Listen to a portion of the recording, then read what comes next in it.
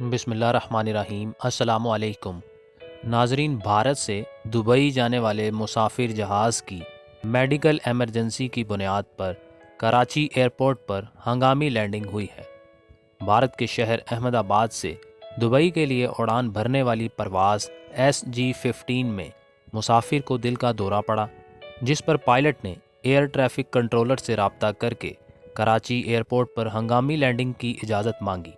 Pilot کے بتانے اور ایمرجنسی کی صورت میں جہاز کو جناح انٹرنیشنل ایئرپورٹ پر اترنے کی اجازت دی گئی۔ رات 9:30 بجے طیارے نے کراچی میں لینڈنگ کی۔ پاکستان کی ایئر سپیس کی اہمیت کا اندازہ اس بات سے لگایا جا سکتا ہے کہ دہائیوں سے روایتی حریف پاکستان اور بھارت کے درمیان فروری 2019 میں کشیدگی کے بعد جب پاکستان نے اپنی ایئر سپیس کو بھارت ہوائی جہازوں کی اڑان کے لیے 4 مہینے سے زیادہ وقت تک بند رکھا تو بھارت کو بھاری نقصان اٹھانا پڑا۔ بھارتی میڈیا نے بھارت کے ایوی ایشن وزارت کا حوالہ دیتے ہوئے کہا کہ اس بندش سے بھارت کو 430 کروڑ بھارتی روپے کا نقصان ہوا۔ 14 فروری 2019 کو بھارت کے زیر انتظام کشمیر کے شہر پلوامہ میں بھارتی سینٹرل ریزرو پولیس فورس کی بس پر حملے میں 44 بھارتی اہلکار ہلاک ہو گئے۔ اس واقعے کے رد عمل میں کچھ دنوں بعد 26 فروری 2019 کو بھارتی طیارے پاکستانی سرحد میں گھس آئے، جس پر پاک فضائیہ نے ملک کی فضائی حدود کی خلاف ورزی کرنے والے 2 بھارتی طیاروں کو مار گرایا تھا اور بھارتی ایئر فورس کے پائلٹ ابھینندن کو گرفتار کر لیا تھا۔ بھارت کے مسافر طیارے نے کراچی ایئرپورٹ پر ہنگامی لینڈنگ کی۔ Move on to some breaking news coming in right now on the broadcast. A SpiceJet flight from Ahmedabad to Dubai was diverted to Karachi's Jinnah International Airport. میرا نام ونگ کمانڈر ابھینندن ہے۔ میں بھارتی وایو سینا میں ایک لڑاکو ومان چالک ہوں۔ میں ٹارگٹ ڈھونڈنے کی کوشش کر رہا تھا۔ اس سب سے جہاں بھارت سمیت دنیا بھر کی ایئر لائنز کو نقصان ہوا، وہیں پاکستان کو بھی بھاری قیمت چکانا پڑی۔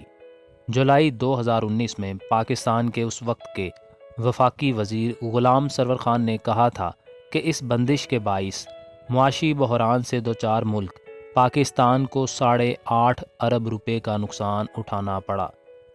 آئیے اب سمجھتے ہیں ایمرجنسی لینڈنگ کیسے ہوتی ہے، کن وجوہات کی بنا پر، اور پاکستان کی ایئر سپیس کی کتنی اہمیت ہے۔ ایک عام پرواز کا مطلب ہے کہ کوئی پرواز، اس کا پائلٹ اور اس میں سفر کرنے والے تمام مسافر محفوظ ہیں، اور اگر ان میں کوئی ایک بھی ٹھیک نہیں تو یہ ایک ایمرجنسی صورتحال پیدا ہو جاتی ہے، اور ایسی صورتحال پیدا ہونے پر ایمرجنسی لینڈنگ کی جاتی ہے۔ اگر پرواز کے دوران طیارے میں کوئی فنی خرابی پیدا ہو جائے، پائلٹ کو کوئی مسئلہ ہو یا پھر کسی مسافر کو کوئی طبی ایمرجنسی ہو اور اس کو فوری مدد درکار ہو، تو ایسے میں پائلٹ فیصلہ کرتا ہے کہ ایمرجنسی لینڈنگ کی جائے۔ ایمرجنسی لینڈنگ کے لیے قریب ترین ایئرپورٹ سے رابطہ کر کے ایمرجنسی لینڈنگ کی کال دی جاتی ہے، اور عالمی سول ایوییشن رولز کے تحت اس قریب ترین ایئرپورٹ پر فرض ہے کہ وہ ہر صورت تمام انتظامات کر کے ایمرجنسی لینڈنگ کرائے، چاہے اس پرواز کا تعلق دشمن ملک سے ہی کیوں نہ ہو۔ اس کے علاوہ ایک سنگین ایمرجنسی ہوتی ہے جس میں پرواز کے کسی حصے میں اگر آگ لگ جائے تو کوئی ایئرپورٹ دور ہو تو ایسی صورت میں کسی دریا، سمندر یا کسی بھی پانی والی جگہ پر ایمرجنسی لینڈنگ کی جاتی ہے۔ دونوں صورتوں کی لینڈنگ میں کوئی بھی اگر کسی ایئرپورٹ پر ہوتی ہے تو اس ایئرپورٹ پر فائر بریگیڈ کی گاڑیوں سمیت مکمل انتظام کرنا اس ایئرپورٹ کی ذمہ داری ہے۔ مسافر جہاز کے علاوہ اگر کسی جنگی طیارے کے ساتھ بھی اگر کوئی ایمرجنسی ہو اور ان کے اپنے ملک کا ایئرپورٹ دور ہو تو وہ طیارہ اپنے دشمن ملک میں عالمی سول ایوییشن رولز کے تحت ایمرجنسی لینڈنگ کی کال دے سکتا ہے۔ عالمی ایوییشن قانون کے تحت فلائٹ انفارمیشن ریجن یا FIR کسی ایئر سپیس کا وہ مخصوص خطہ ہوتا ہے جس میں پروازوں کو معلومات اور الرٹ کی سروس دی جاتی ہے۔